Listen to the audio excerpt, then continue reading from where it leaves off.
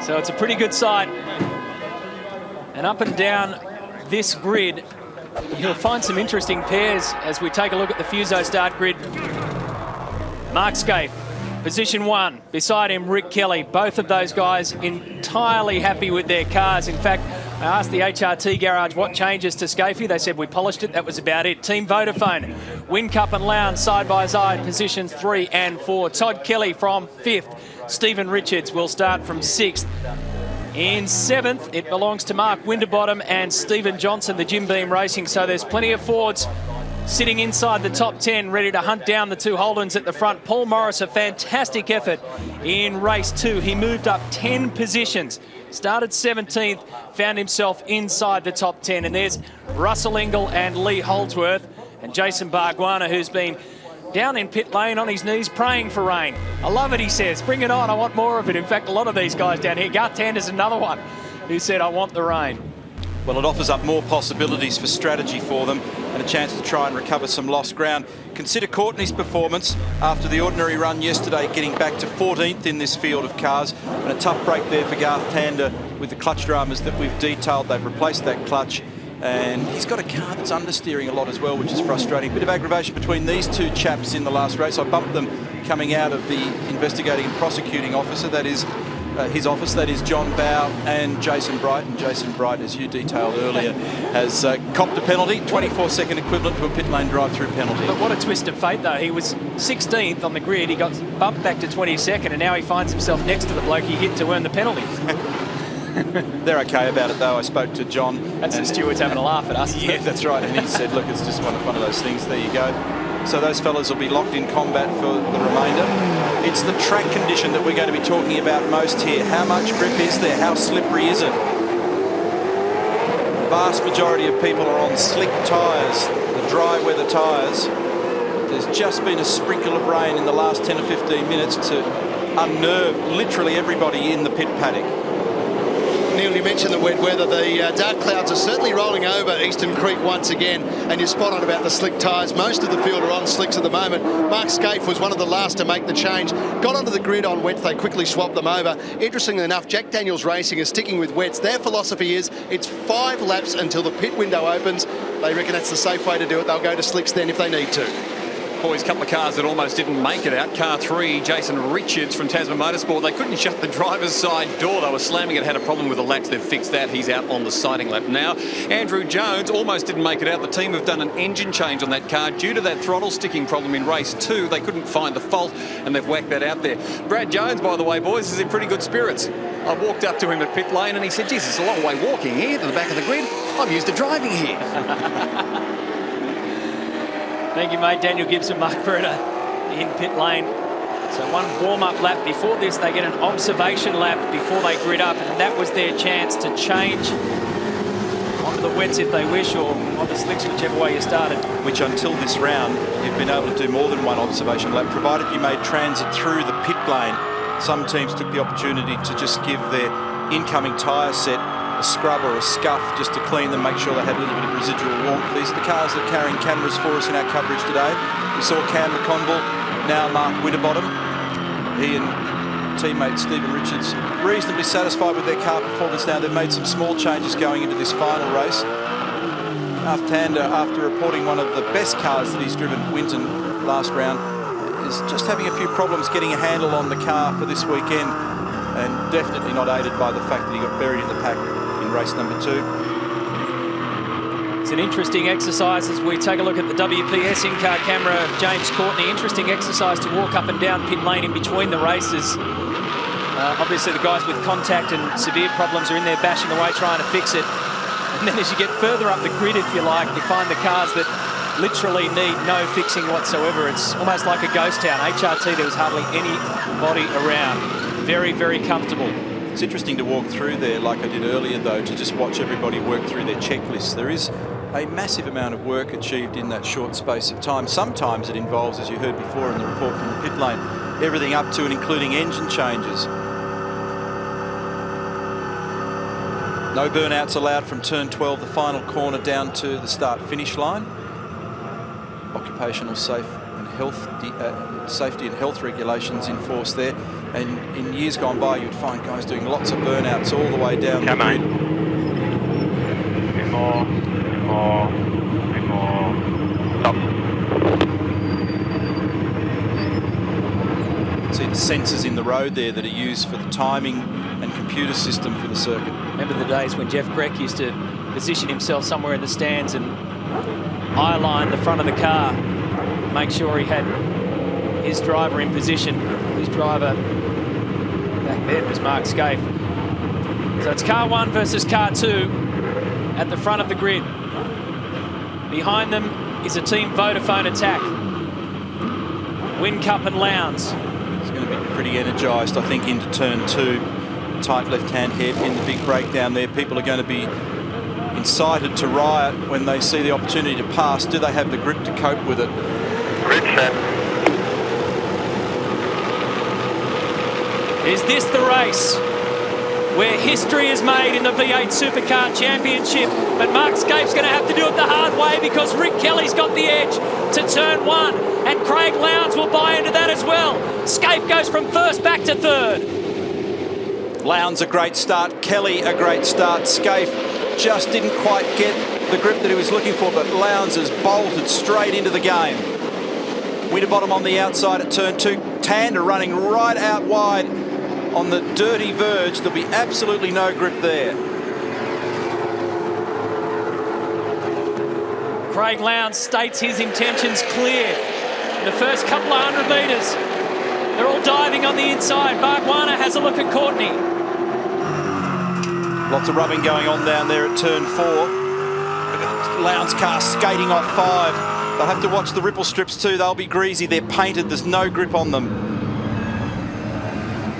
Absolutely nothing between the first 3 cars, and a crisscross for Bargwanna and Courtney, who continue this little battle.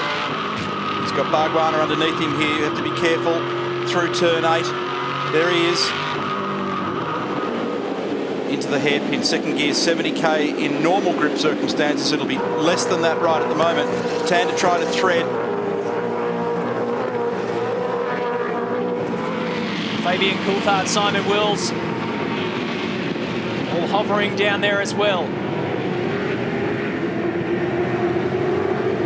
So Rick Kelly got the best of the start and will lead him down for the completion of lap 1.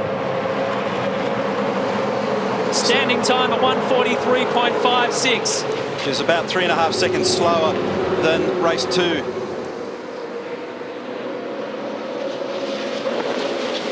Just starting to get a bit of warmth into those tyres now and getting a feel for the racetrack.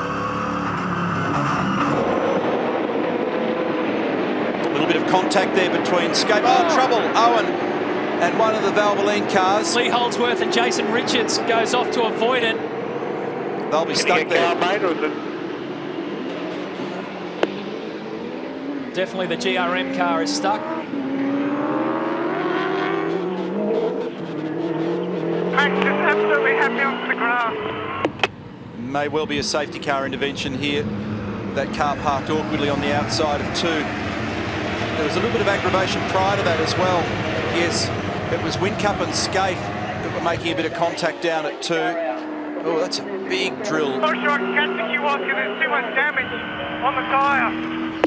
Okay, come in this lap then. Steve Owen talking to Oscar, and actually damaged both sides of the car and the front of the car. So he's going to need to come in and have a look at the issues there. So full course yellow, SC, safety car boards displayed at all the marshalling points, yellow flags being displayed. There's that contact I mentioned before. Oh, he was way off the track on the grass. So Steve Owen had gone off before the entry to turn 2. He'll come zooming into picture here. Wow. And collects Lee Holdsworth and Jason Richards. Maybe went in there too hot, or it might have been helped along. Here's another look again. Oh, he just gets moved over. So he's up the inside. He was battling with Max Wilson. Once he got on the grass, he had absolutely no chance of pulling up. My eyes were focused in the bottom right-hand corner because Whincup and Scaife were getting together down there at 2. And this is the damage on Lee's car. Remember, this car has just been resurrected from the big incident at Winton. Yet another setback for the the Gary Rogers Motorsport team. Here's Jack Perkins. He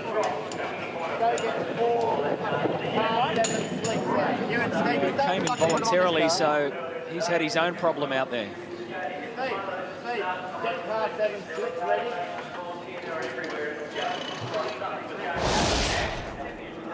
He's escaped the replay. See him have a quick look to see what's going on around. He knew it wasn't a great start, so he immediately went into defence mode just to make sure he could cover Craig, but Craig just simply went the other way. He had to have two looks. Look up, look up. Watch Lowndes. Look at Tando out in the green stuff.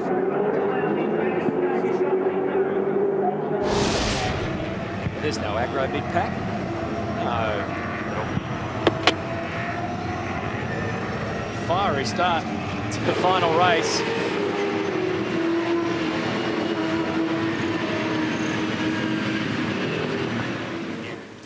Lights are out on the safety car. It will maintain 80 kilometres an hour out of turn 12. Keep the field compressed until he gets to a point near adjacent to the pit lane entry, and then he'll swing off and we'll recommence racing with Rick Kelly in command.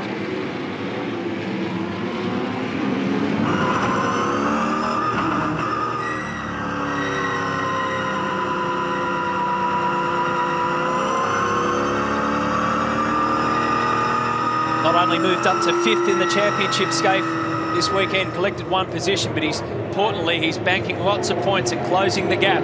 Safety car peels off. Whincup leaving a big gap there to Mark Scaife. He's trying to use the opportunity to get a run on him and also keep Todd Kelly away, but he left a very big air gap. Scaife moving to the left just to cover down in turn 1. He probably saw Whincup coming at him with some Ks on board. Stephen Johnson, that was in the Jim Beam entry, looking to make a manoeuvre. Max Wilson out very wide at turn 2. Oh, some trouble there. Courtney up high and wide with Tander on the inside at 3. Garth Tander seeing a lot of the grass in this circuit. Over the rise at 4. A little bit of argy-bargy with the Fujitsu car. Remember that Tander and Winterbottom had some tremendous racing in New Zealand 2 rounds back. Jack Perkins back out there. Bent steering arm, they fixed it. What they did do was put him onto slicks. And I heard in the background, Mark, they were calling for slicks for Shane Price as well. So they've decided they need to leap back onto the other rubber. They took the conservative option, probably the smart call. Now they need to join the pack.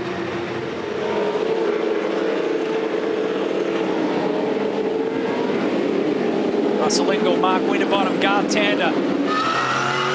Craig Lowndes is showing good speed on the timing monitors.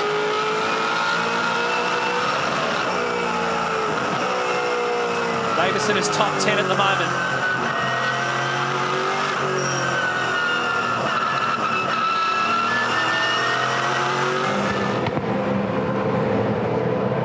Lowndes has done the fastest split to the second sector. They're all equally distanced in the top 3 or 4 cars. 34.8 the first flying lap for Rick Kelly. And he's got 0.3 of a second margin over Craig Lowndes. Remember, Lowndes qualified down in 16th. This has been a long, slow crawl back into contention this weekend. It demonstrates how vital it is to have track position after qualifying. Each of those 3 cars that you see at the front all posted 34.8s for that final lap. We run you through the order as they come past us. Rick Kelly, Craig Lowndes, Mark Scaife, Jamie Whincup, Todd Kelly, Stephen Richards, Stephen Johnson, Paul Morris, Will Davison. Here comes Tander. He got him down the inside of Whincup, and Lowndes is looking for a way by at the moment. He's really got some pace in the car. Rick's having to drive a little more defensively than he would comfortably like to. That sky is very threatening. That was looking towards the northeast at that point. Neil, the pack-up started at Gary Rogers Motorsport. Gary's made the decision to just pack up the chairs. They're shutting down the blinds. They're about to go home. 2 bent cars with a lot of work to go before Darwin. Yeah, that'll be testing his humour chip. A lot of stress for those fellas in the crew in the last couple of race meetings. It's a tough game out there in the mid-pack. Fastest lap so far, as I said before, Rick Kelly, 34.8, but a bunch of them are on that 34.8. Rick Kelly's done the fastest split to the second sector by just a whisker. Whincup is quick, so both Lowndes and Whincup seem to have a setup in the car or tyre condition at the moment. It seems to curve at 9. It seems to really suit the cars. That Campbell Little talking to Craig Lowndes. Turn 9 curbing. Well, there's two of them. There's the apex curbing on the inside, the tight right-hander. 70-odd Ks in behind the pit paddock, or he might be talking about the exit curve. Just staying away from them in these greasy conditions. Pit window open now at the completion of that lap. Interesting. I'll be very interested to see how people play this now, as to whether or not they jump in. Take a look at that. The gap. They're going to bring Todd Kelly in this lap, so Holden Racing Team the first to flinch in these conditions. So Matthew Crawford, engineer for Todd Kelly, has decided the best thing to do is get the stop out of the way. He's done the fastest lap of the race so far, Todd Kelly. We're riding with his teammate Mark Scaife as car 22 peels off at massive speed. Then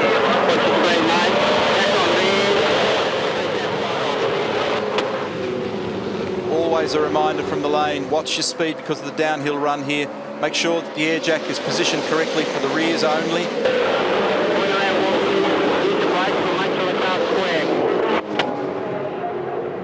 Russell Ingall's come in as well. So is Mark Winterbottom. It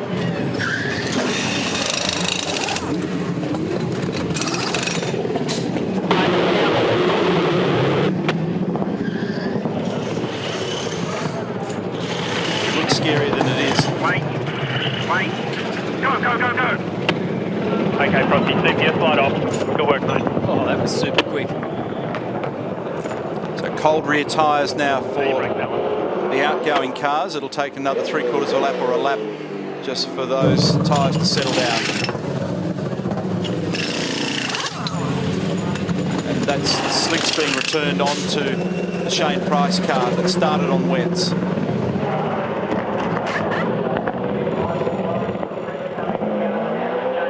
Had a chat to Jason Bargwanna down there in between races, and he was just commenting on how cutthroat it is in the pit stops.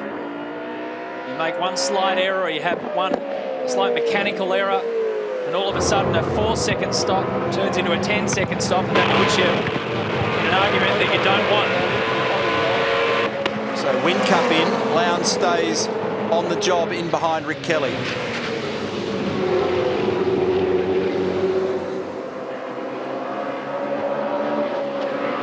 So these three are happy to keep out there. Kelly, who's extended his championship lead now to 23 points over Garth Tander, who was just 1 point when we turned up here for this round.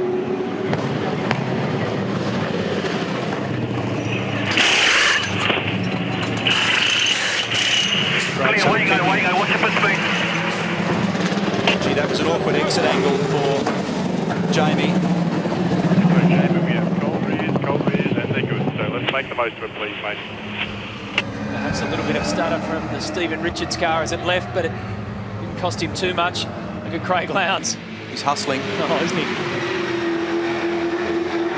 Oh, he had a lot of understeer then. I tell you what, he went perilously close to running out of road down there, and he's giving him a little love bite as they make their way in under brakes at turn 9. Kelly confident. Rick's coming in. With his drive, looking for more control and more speed mid-corner. They're going to bring Kelly in this time. And the instruction to Craig is push on. They're reacting to the radio message because they're scanning them, and Scaife runs with him. So what Lowndes is going to try and do with clear air here is go berserk and make a 10th or 2. Should be worth watching. CPS line out. Jacks to 2. And Mark Jacks to 2. made some ground on Rick here. Jacks to 2 means the rears only.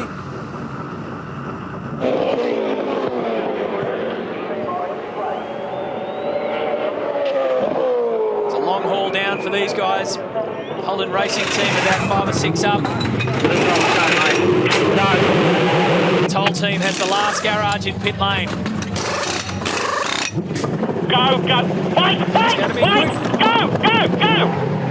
There you go. The raw emotion. Okay, mate. Watch for traffic. He launched, but had no choice but to yield. And that's hurt Rick Kelly from being in absolute control to now having a lot of work to do. He was ready to go. Had the pistol loaded. You could just sense that Scaife was coming up. You didn't even have to see it. You knew he was going to be close. And they have picked up track So position. now Todd Kelly has the lead of the race.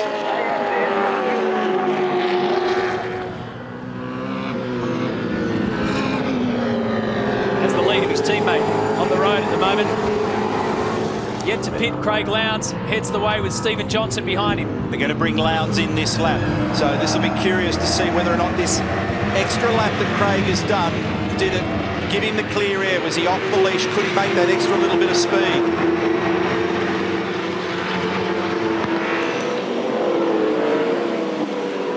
Oddly enough, Garth Tander now leads the motor race. He's done the fastest lap of it as well, 1 minute 33.8. James Courtney's with him. They're playing the long game. Lowndes is about to come in. He's third on the computer at the moment. Murphy is fourth. Great contest. And the in-lap's going to be vital here for Lowndes. Here he is.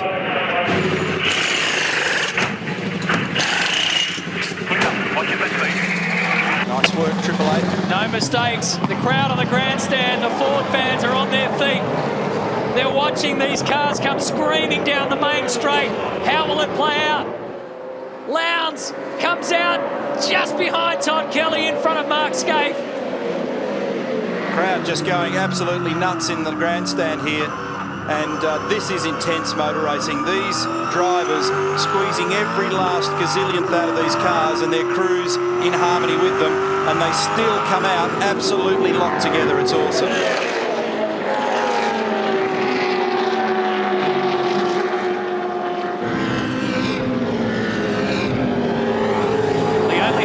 Effectively a lap by himself out there, Craig Lowndes. Doesn't need too many excuses to go berserk on a racetrack. Cut him loose here at a track where he's won before twice.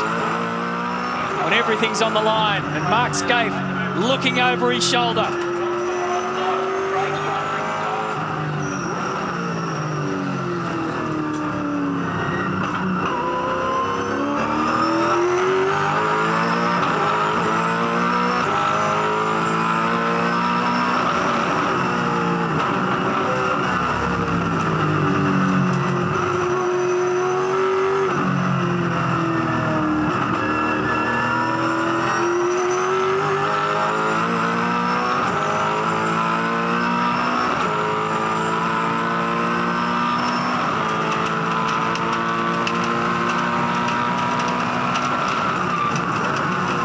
Just 267 kilometres per hour.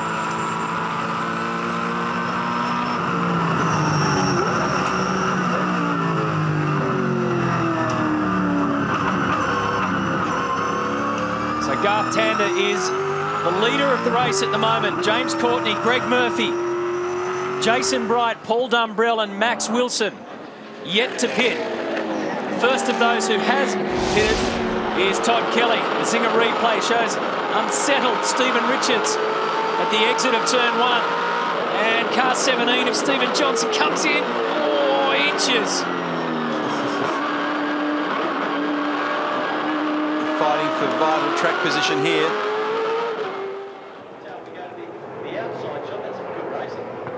And I think Stephen's going to come out in the right spot here, or is he? Oh, maybe not.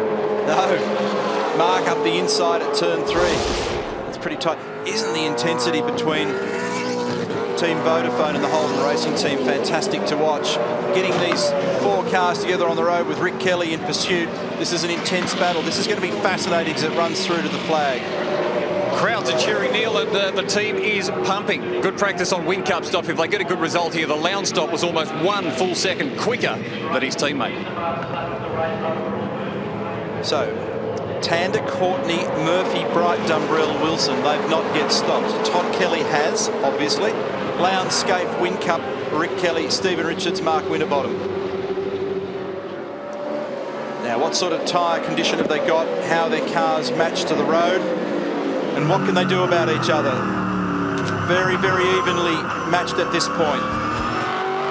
Isn't this an unbelievable shot? Look at how hard one of the Dunlop control tyres works around here. Incidentally, on the topic of tyres, a decision expected and an announcement expected this week as to who the control tyre supplier will be for V8 Supercar going forward. And you can get an idea of just how much track you've got to use here across the ripple strips, belting over those sawtooth curves.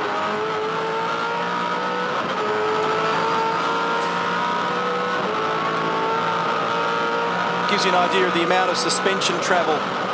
This is the run down to turn one. This is the light, unweighted side of the car, and that front left just kisses the ripple strip. And watch the way the tyre crushes under braking load and then distorts. Unloaded, runs on the inside edge with all that negative camber, which means the wheel is skewed in such a way that it's the inside edge of the tyre that does most of the running in a straight line. But when it distorts loaded like it is now, it puts a better footprint of rubber on the road because of that slight offset. Trying to keep as much of the rubber on the road as much of the time. Typically run hot, in the old language, about 30, 31 PSI tyre pressure in these tyres. It's just an unbelievable shot. Floating over the curb, and that was turn 8. This is 9. Watch again this tyre distortion on a low-speed corner, about 70 kilometres an hour here. On the concrete verge, third, then fourth. A lot of load through 10, flying over the curb. That's the one that'll damage the rims, and if you're too far left of that curbing, it bites the inside edge of the rim. Right on Repco again, mate. If you have too much of that negative camber, then the inside edge of the tyre heats up in a straight line. Really, the front left's on holiday as you go through turn 1 here, and the same through turn 2. But when you get to 3, that's where that negative camber plays into a position to be able to put the right footprint of the tyre on the road. Meanwhile, Todd Kelly and Craig Lowndes have traded the fastest lap times. Kelly posted a 1:33.65, and then Lowndes fought back next lap with a 1:33.64. When everybody has completed their pit stops, Todd Kelly will be the race leader, but Garth Tander leads on the road. Matty, just talking to Toll HSV, at the moment they're going to keep Garth Tander out there for as long as they can, just in case there's a safety car. They'll do the pit stop then. They are just waiting to see what happens. See the shift lights illuminating in Garth Tander's face there as he grabs the seat belts and gives them an extra little tug. A lot of load on his body through that turn 1. He's looking down at the corner exit speed there to see what sort of a job he did at turn 1. Still a little bit of water on the screen. The belts fret a little and they also get wet with sweat. So you need to just give them that extra little yank to pull yourself back into the seat. There's not a lot of meat on Garth Tander, so he's got to hold himself in place. 33.64 fastest lap for Craig Lowndes. Still Tander, Courtney, Bright, Murphy, Wilson. Top 5 cars have not yet stopped.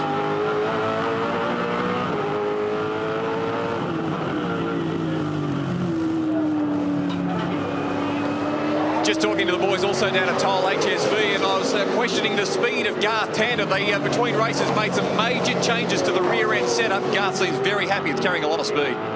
What that Brains Trust is doing down there at the moment in the Toll HSV camp is figuring out what their strategy call will be. And they know, with their software predicting where Garth will insert back into the field, whether or not they want to continue to run him out to the outer edge of the compulsory pit stop window or whether they want to take it earlier. That's Matt Nilsson that we're looking at. He's the voice that we hear on the radio.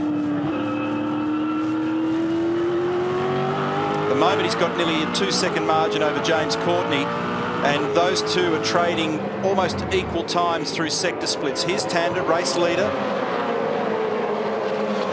Remember, he started in 15th.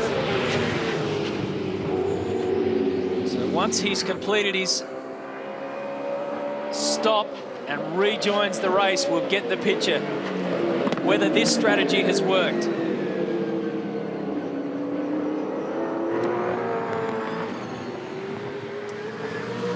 So it's a couple of seconds back to James Courtney. Jason Bright, who's trying to recover from that penalty that he incurred after race 2. Meantime, these fellows continue to dispute 6th and 7th, and after the lead group take their stop, they will of course come back into the lead of the race. On current estimate, both Garth Tander and James Courtney are looking pretty good for a re-entry back into the top 10 with their strategy. You know, we're looking at these guys here at the moment down at turn 2. Meantime, Tander and Courtney, who lead the race, are coming around the back of Corporate Hill, round the back of turn 8. So they've got basically about half the racetrack margin over these fellows here. But they've got the transit time through the pit lane and the actual stop itself. It's about 24 odd seconds.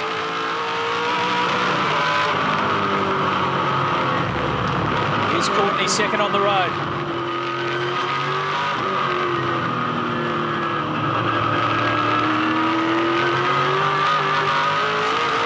.24 was the penalty they gave to Jason Bright, which was effectively equal to pit lane drive-through.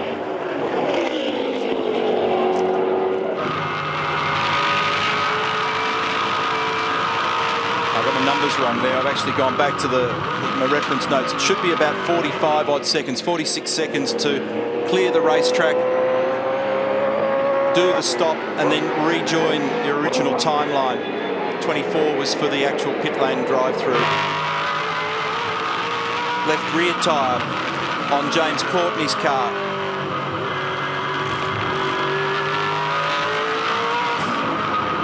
The gap between Tander and Courtney's remaining static at exactly 1.9 seconds. Garth made a little bit of ground on him in this first sector.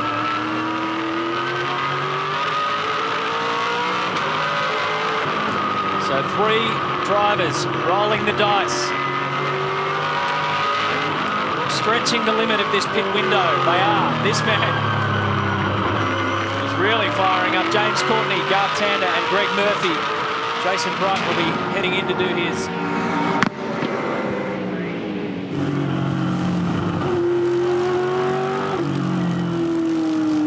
Time split to the second sector for Tander, 108.1, 108.4 for Courtney. So Garth made 0.3 of a second on that lap, and now comes in.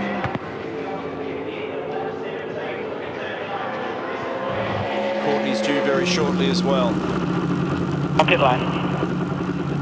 Mate, CPS slide off, Jackson's 2, Jackson's a 2.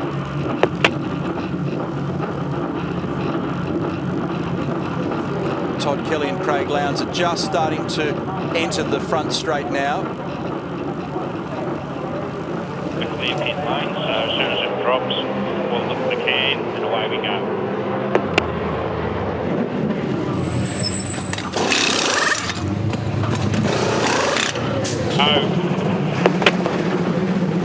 One thing that you know you're not going to have a problem with when you play the strategy this way is there won't be any traffic to contend with as you leave the lane. Someone's nailed one of the styro blocks down there. He's going to rejoin in 5th position. That's pretty handy work, isn't it? Started 16th, 15th. So a little bit of a gamble, but it's worked.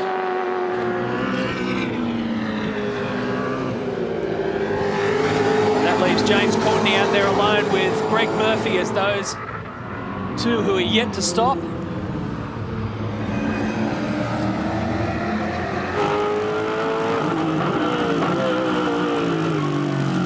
See the sun starting to lower itself in the distance. It's going to get very dark here. Courtney's still out leading this field. He's crossing the start-finish line now. All these guys are in and around the turn 9 area.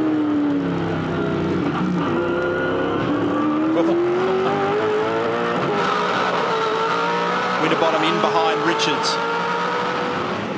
And Richards giving Garth Tander a hello and welcome. Is that a my tyres aren't cold, yours are? Well, certainly Garth's going to have a pretty good drive here and there once they get up to temp, but for that early lap, he's certainly battling, but he's got the track position. There's really only a couple of spots here that Stephen or anybody can do much about another competitor, and that's down the inside at 2 or at 9.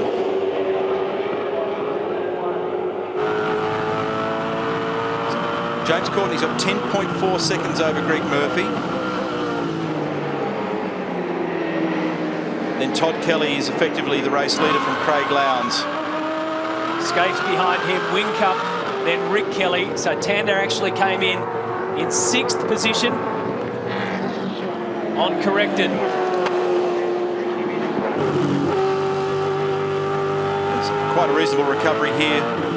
Track performance for Stephen Richards, who had a stall in his compulsory pit stop. Certainly getting hustled at the moment by his teammate Mark Winterbottom. And isn't this just a great race? Remember, Lowndes was victorious here twice a couple of years ago. And they're going to bring Courtney in this lap. Courtney will be in this lap. Just get the sense that Todd's beginning to struggle just a little relative to Craig's speed. And we know that Courtney's coming in this lap. He's coming round the back of Corporate Hill at the moment. We're looking at Winterbottom and Richards exiting turns 2 and 3 now.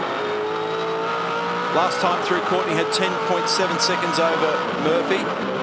And here's Courtney. He's making his run up to the eastern end of the circuit, turns 10, 11. He'll be hoping to come back out somewhere in or around that battle with Garth Tander. And they're also going to bring in Greg Murphy.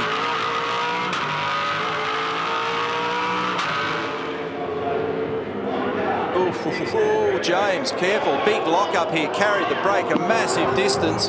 Probably 150 or more metres. And remember, they're only changing... Keep the tap to the floor, mate. Tap to the floor and CPS light off. They would have only intended to change the rears. Is there damage now on the front? And he could have actually gone through there above 40 Ks. He could get nailed for that.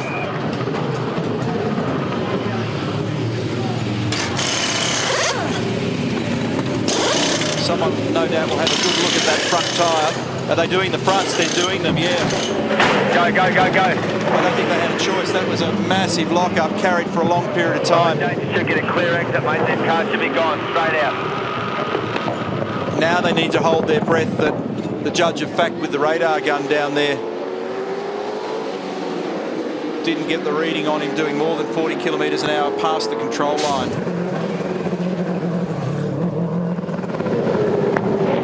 Jack Perkins.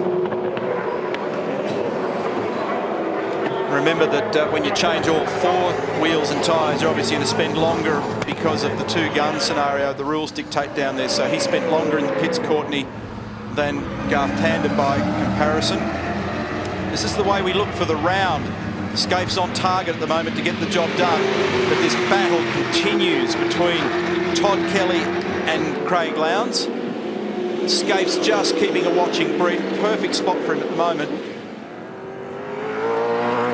Neil, the SBR boys saw that lock-up change the 4 as we saw. They've just taken them off. The Dunlop boys cannot find a flat spot. You never know. Yeah, that's the gamble, though, isn't it? I mean, look at this from the other side, looking from behind the car and barely see the back of the Geraldwyn entry. Here it is again from on board.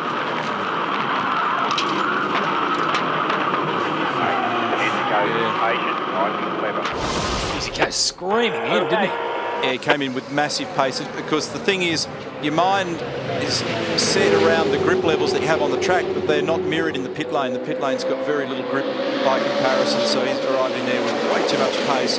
Couldn't control it. This is now the battle for first and second. Everybody has completed their compulsory stop. If you're wondering, James Courtney has dropped back into the field in 9th position, ahead of Stevie Johnson, behind Mark Winterbottom. Courtney started 14th, up to 9th. And you saw Garth Tander, who started 15th, returned in 6th. So again, it's the Holden Racing team versus Team Vodafone.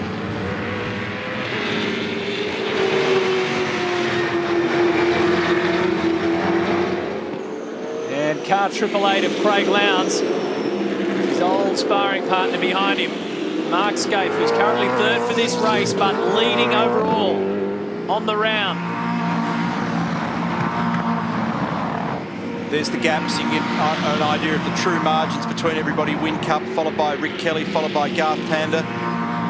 And Mark Winterbottom has got through. Oh, look at the amount of carbon, dust and dirt blowing out the exhaust pipe then of Winterbottom's car. He actually got by Stevie Richards, and here's how he did it. This is exiting turn 1.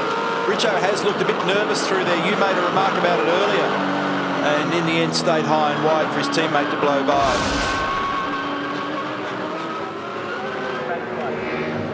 Pretty much been holding hands all weekend.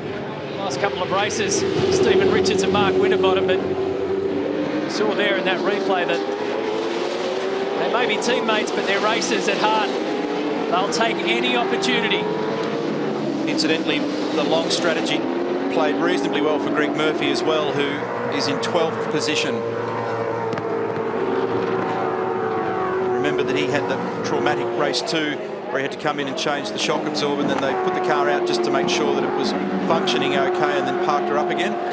So that's not a bad recovery. It's a net gain of 13 positions from his start. Yeah, so they've done that with a strategy call and also very good pace. Into the dirt, a little bit of grass for Stephen Richards as he tries to pull back his teammate. 7th and 8th. Both Todd Kelly and Craig Lowndes have each recorded a 1 minute 33.6. And that's Scaife just squirting the washers onto the screen a little bit so that he can get a better look. Won't be helped by the fact that the setting sun in the west really makes it that much more difficult to see through the debris that builds up on your screen. Yeah, 1 minute 33.65 for Todd Kelly and a 1 minute 33.64 for Craig Lowndes, who's done the fastest lap of the race. That's remarkably close. This lap for Todd. Tander's doing 1:35.3. Just explain some of the things I was going to talk about. Todd Kelly a 35.1 that lap. Craig Lowndes a 35.2. Mark Scaife a 35.2. But Jamie Whincup a 34.9. He's got this late race pace once again. Rick Kelly with a 35.1. Jamie's got a bit of a margin to make before he can really start to be a pest for Mark Scaife. Get this for the usual suspects. The top 6 in this race, Todd Kelly, Craig Lowndes, Mark Scaife, Whincup, Rick Kelly and Garth Tander are the top 6 in the series points. That shows the gains Whincup on Scaife in the last 4 laps. Pretty substantial there for 2 of those 4 laps. Laps 22 and 3 has taken just a little over half a second out of Mark's margin. And he's certainly got enough of a visual reference on them to feel like there's some incentive there.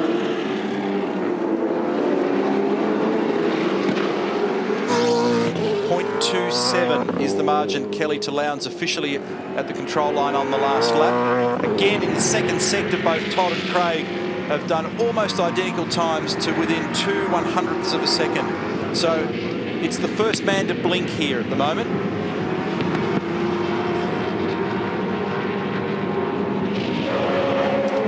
And Rick, meantime, is 5th. And believe it or not, that's his worst performance this year. I can see where you're heading there. When you've got a stat sheet in front of you, you believe it. Some contact between Paul Dumbrell and Fabian Coulthard, the Team Sirame entry. Fabian's teammate Paul Morris is in 16th. And that battle group that we just looked at was for 21st or thereabouts. Lowndes is definitely in a position here to hustle. Matt Crawford, Todd's engineer, is just asking him to focus, push hard, but I think Lowndes has got the tiny little bit of car speed at the moment. You're about the only bloke that understands it. BigPotSport.com for all your V8 Supercars live and on demand. You get a whole stack of telemetry to take a peek at. As we eavesdrop on Campbell Little talking to Craig Lowndes. Both recorded 1 minute 35.4s on that lap, and Kelly was 3/100ths faster than Lowndes. It's unbelievable, and the margin's still officially 0.26. And Scaife has ranged up. He's cruised up onto the back of these guys as well. There he is. You got a glimpse of him at turn 2. There's nothing in this. It's a couple of car lengths at best, first to second, and about 4 or 5 car lengths from second to third, and Jamie Whincup's actually hauling them as well. There he is, big slide off turn 3 for Jamie Whincup. Look at this, almost out of space then. Craig Lowndes a little bit too eager on the throttle on the exit of turn 4.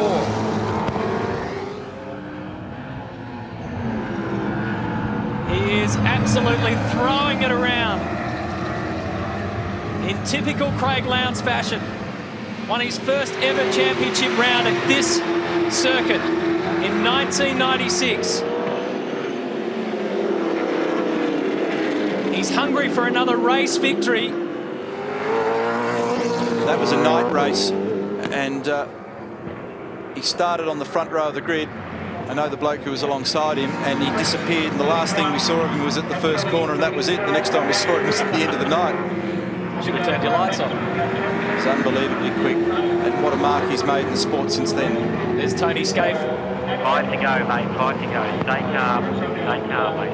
Mark's wife, who is expecting big things today. Expecting a win. That's what she's expecting right at the moment. I had a chat to Tony just before this race. She said, I just wanted to be over. Hurry up and get the 31 laps out of the way. Because regardless of how we look at it in numerical terms, there's a whole lot of emotion attached to it. And we're talking about the fact that Mark and Peter Brock are tied on 37 round victories, and the way things are going, Scaife is looking as though he's going to overtake that. That blaze of orange light that we're seeing there at the moment will give these drivers quite a headache coming round the back of the Corporate Hill turn 8 and also onto the front straight off the final corner, turn 12. Often when you run here late in the day, you need to put a lot of strips across the screen to be able to see properly. So they've had everything to contend with, and Lowndes is absolutely torturing the back of Todd Kelly. Nothing in it. Scaife still fighting to try and stay in touch. Kelly clinging on, Lowndes working every which way. Right here, it's very difficult to sight your break point.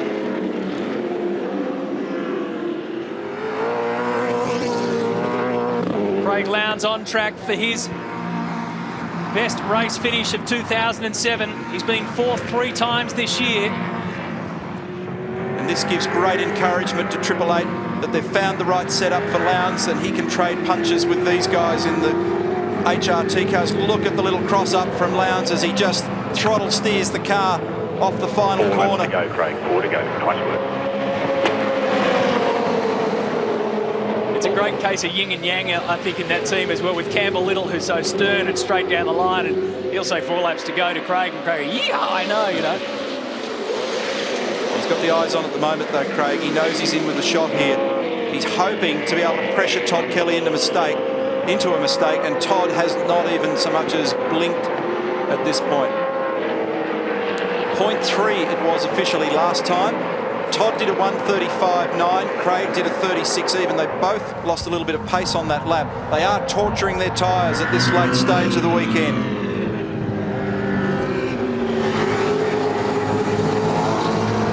It's Scaife, Whincup, Rick Kelly, Garth Tander, Mark Winterbottom and Stevie Richards next. Then James Courtney 9th. Great recovery and apparently no infringement.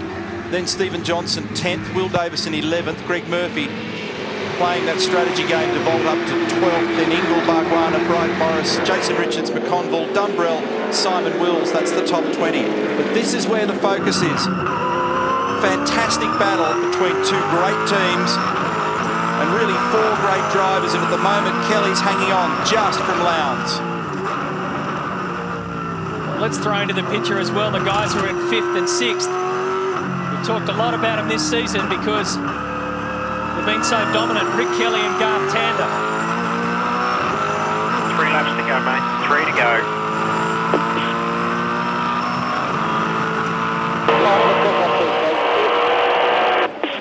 Watch Lowndes. He's got a good run. He got a good run off 12. He's at him. He'll have a look down at the inside here at 2. He's trying to make the kind of corner exit speed you need to have a nibble, but he didn't get through there. Didn't have enough mid-corner speed at 1. He was well positioned though for a while. Might have gone for the throttle percentage a little early in 1, maybe. It's so close between the two of them. It seesaws through different portions of the racetrack. 0.2 was the official margin last time through. And they're both almost locked together in the sector splits. And Scaife clings on. There's a round win at stake. And he's in the just right position if either of these guys trip over each other. Lowndes has another peek on the inside. At times, Scaife has managed to pull up right on the rear of the 888 car, who puts...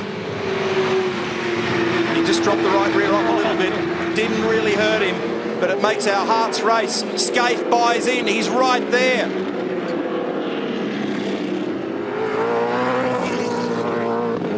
Great pressure motor racing from these guys. Clean fight so far.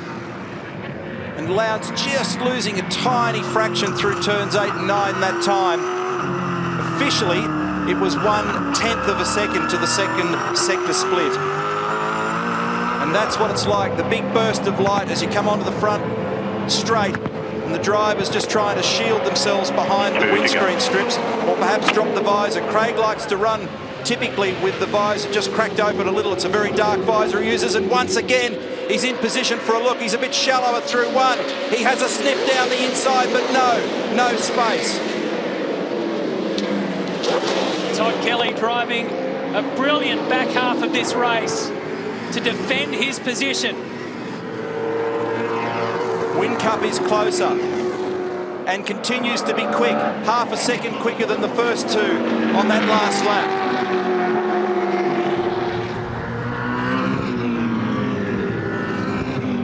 And remember that Lowndes is in the hot, dirty air generated by Kelly. It makes it hard to get the front bite that you're looking for. It also makes the engine water temperature higher. It makes it very difficult to know where to apply the brake. This man is 7th, and he's got a little bit of air back to his teammate Stephen Richards. But it's hard to move away from this breathtaking battle. Kelly has a glimpse in the mirror to just check where Craig is. Scaife tries to run a slightly higher line at 9. Searching for some grip, trying to find a way to bridge that tiny gap.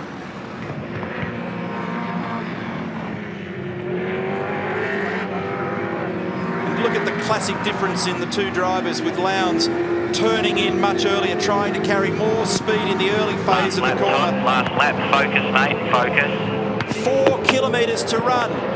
You heard the words from Matt Crawford. Lowndes is all over the back of Todd. There's nothing in this. He's had a couple of looks heading up to turn 2. The final chance at this turn for Craig Lowndes. Again, Kelly holds him off. Tries the crisscross. He's going to have a look down the inside at 4 if he gets reasonable corner exit speed. Is it enough? No. Kelly hangs on by a few thou. Lowndes slides the Vodafone car. And meanwhile, Mark Scaife has been ever so patient. He hasn't given up in this fight yet either, because if Craig makes one tiny blue, he's all over him. Todd Kelly, Craig Lowndes, Mark Scaife. What an awesome motor race between them. Down to turn 9. Hairpin right-hander, 70 Ks. Lowndes tries to hustle away through the inside. There's no space there at all. There's now just 3 corners to run. Absolutely nothing in it to the finish. But this is shaping up as a landmark day in championship history. Because as they come around for the final turn, Todd Kelly will take the race win. Great job, my friend. Great job, outstanding. That's a 1-2 for the weekend. Well done, Todd. Great job. And Peter Brock will never be forgotten. But this is something that Mark Scaife will always remember. There the lads. Just trying to stay off them for a while and pass them off them. What a weekend for the Holden Racing team. 2 out of 3 race wins for Scaife. The final victory for Kelly. And a place in the history books for this man. His 38th round victory. He's been waiting for it since April 2006. Mixed emotions as he overtakes a legend and etches yet another legendary chapter into his own career. Great motor race. Awesome. Congratulations to all of them. Todd Kelly fought a great fight towards the end. You want to know what maximum pressure is? It's Craig Lowndes with a good car at a track he likes, having a ball. Not to mention having that guy waiting to pounce. And I just wonder when it's going to sink in for Mark Skaife. And the fastest lap of the race to Lowndes by 1/100th of a second over Todd Kelly, 1:33.64. Todd was 1:33.65. Mark's best time was a 34 even. Whincup was a 1:33.97. That was a cracker of a race. Cracking weekend. And the curveball just before the start of this one with a little sprinkle of rain.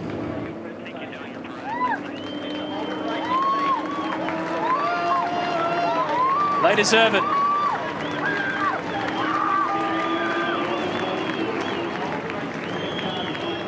Both of them, all of them, all the way through the field.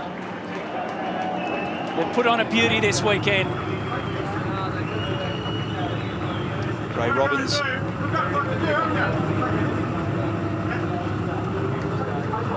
Ray Robbins from V8 Supercar just assisting.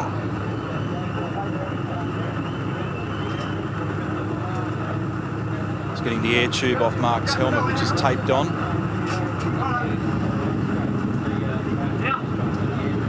So now he's clear of all the gear. So these three men that have pulled up on the start-finish line, victorious in the round.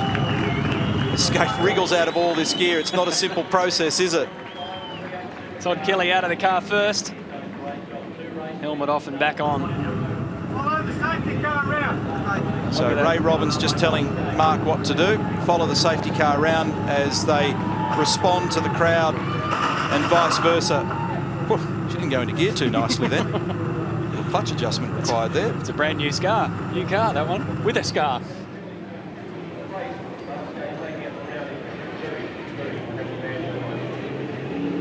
Let me tell you about a classic twist to this tale, especially the one involving Mark Skaife and his 38th round victory. He made it clear that he's overtaken the legend of Peter Brock